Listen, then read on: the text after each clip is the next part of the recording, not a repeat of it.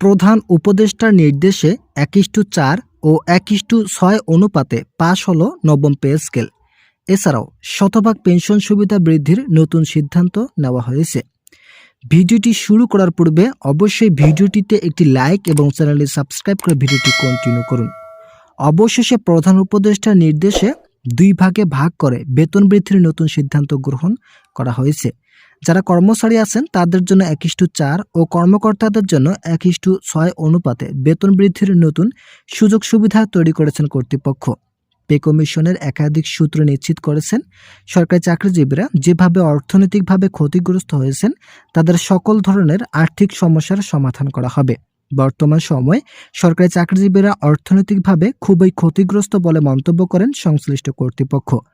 যদি কর্মচারীরা অর্থনৈতিকভাবে শক্তিশালী হয় তাহলে দেশের অর্থনীতির গতি ফিরে আসবে।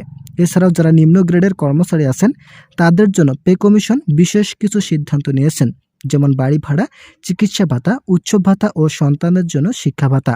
বাড়ি ভাড়া সরকারি চাকরিজীবীদের জন্য থাকবে 70%, তবে যারা সিটি কর্পোরেশন এলাকায় চাকরি করে থাকবেন তাদের জন্য 65% বাড়ি ভাড়া মঞ্জুর ঘোষণা করেছে পে কমিশন। একই সঙ্গে বাংলাদেশের প্রায় 22 লক্ষ সরকারি চাকরিজীবীদের জন্য চিকিৎসা ভাতা 3000 টাকা পর্যন্ত বৃদ্ধির নতুন রূপরেখা তৈরি করা হয়। কর্মচারী মহলের একাধিক সদস্যদের দাবির ফলস্বরূপ অবশেষে অন্তর্বর্তীকালীন সরকার এই সিদ্ধান্তগুলো নিয়েছেন। তবে সন্তানদের জন্য 2000 টাকা করে বৃদ্ধি করেছেন কর্তৃপক্ষ।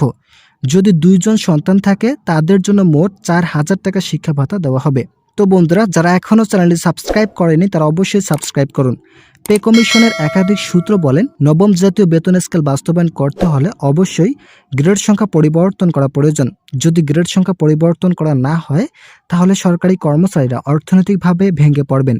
এছাড়াও কোন কোন গ্রেডের জন্য কত বেতন বৃদ্ধি করা হবে এই বিষয়গুলো স্পষ্টভাবে খসড়ায় উল্লেখ করার লক্ষ্যে নতুন সিদ্ধান্ত নেওয়া হয়েছে। সংশ্লিষ্ট কর্তৃপক্ষের নির্দেশ মোতাবেক অবশ্যই বৈষম্যহীন বেতন স্কেল বৃদ্ধি করা জরুরি বলে মন্তব্য করেন সংশ্লিষ্টরা। পে কমিশনের একাধিক সূত্রে এই বিষয়গুলো নিশ্চিত করার ফলে সরকারি চাকরিজীবীদের মাঝে ব্যাপক আলোড়ন সৃষ্টি হয়েছে। তারা বলেন, অন্তর্বর্তীকালীন সরকার ইতিমধ্যে একটি বৈঠকের আয়োজন করেছেন। আগামী 8 জানুয়ারি প্রধান উপদেষ্টার নেতৃত্বে পে কমিশন ও অর্থ মন্ত্রণালয়ের সঙ্গে বৈঠক অনুষ্ঠিত হবে, যেখানে পে কমিশন তাদের রিপোর্ট জমা দেবেন। এছাড়াও কোন কোন গ্রেডগুলো পরিবর্তন করে বেতন সামঞ্জস্যতায় ফিরিয়ে আনা প্রয়োজন সেই দিকগুলো নিয়ে আলোচনা করা হবে। রাজস্ব খাতভুক্ত 14 লক্ষ সরকারি চাকরিজীবী সহ বাংলাদেশের স্বায়ত্তশাসিত প্রতিষ্ঠান ও আধা সরকারি প্রতিষ্ঠান সহ সকল প্রতিষ্ঠানের মোট 22 লক্ষ সরকারি চাকরিজীবীদের জন্য ইতিমধ্যে পে কমিশন নতুন যে রিপোর্ট তৈরি করেছেন এখানে বেতন বৃদ্ধির চূড়ান্ত নির্দেশনা উঠে এসেছে। কর্মচারীরা বর্তমান সময়ে অত্যন্ত কম বেতন পেয়ে থাকেন, তাই তাদের বেতন বৃদ্ধি করে অর্থনৈতিকভাবে স্বাবলম্বী করার লক্ষ্যে পে কমিশন ও অর্থ মন্ত্রণালয় নতুন পদ্ধতিতে বেতন বৃদ্ধির সিদ্ধান্ত নিচ্ছেন। তো বন্ধুরা, যারা এখনও সাবস্ক্রাইব করেনি তারা অবশ্যই সাবস্ক্রাইব করুন। অবসরকালীন ভাতা বর্তমান সময় 45% থাকায় সরকারি চাকরিজীবীরা বারবার পে কমিশনকে নির্দেশ দেয় শতভাগ আকারে পেনশন সুবিধা বৃদ্ধি করার জন্য। কেননা 2025 সালে 45% শতভাগ পেনশন সুবিধা পুরোপুরি অকার্যকর বলে মন্তব্য করেন সংশ্লিষ্ট কর্তৃপক্ষ। তাই পেনশন সুবিধা শতভাগ বৃদ্ধি করার লক্ষ্যে প্রধান উপদেষ্টা ও পে কমিশন একটি নতুন সিদ্ধান্ত নিয়েছেন। আশা করা যাচ্ছে 8 জানুয়ারি মিটিংয়ে পেনশন সুবিধা শতভাগ বৃদ্ধির নতুন সুবিধাগুলো স্পষ্টভাবে তুলে ধরা হবে। জাতীয় বেতন কমিশন, পে কমিশন ইতিমধ্যে বিভিন্ন সংস্থা ও পেশাজীবী সংগঠন থেকে প্রাপ্ত প্রস্তাবনাগুলো চুলচেরা বিশ্লেষণ করছে।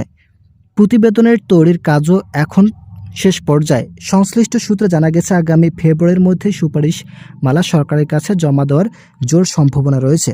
ত্রয়োদশ জাতীয় সংসদ নির্বাচনের তফসিল ঘোষণার আগেই নতুন পে স্কেল কার্যকর করার পরিকল্পনা রয়েছে সরকারের, যাতে সরকারি কর্মকর্তা কর্মচারীদের মধ্যে এর সুফল পৌঁছানো যায়। বৃহস্পতিবারের সভায় পূর্ণ একমত হওয়ার পর সুপারিশ জমা দেওয়ার চূড়ান্ত দিনক্ষণ নির্ধারণ হবে বলে আশা করা হচ্ছে। ভিডিওটি শেষ করার পূর্বে আপনারা যারা এখনও চ্যানেলটি সাবস্ক্রাইব করেনি তারা অবশ্যই সাবস্ক্রাইব করুন।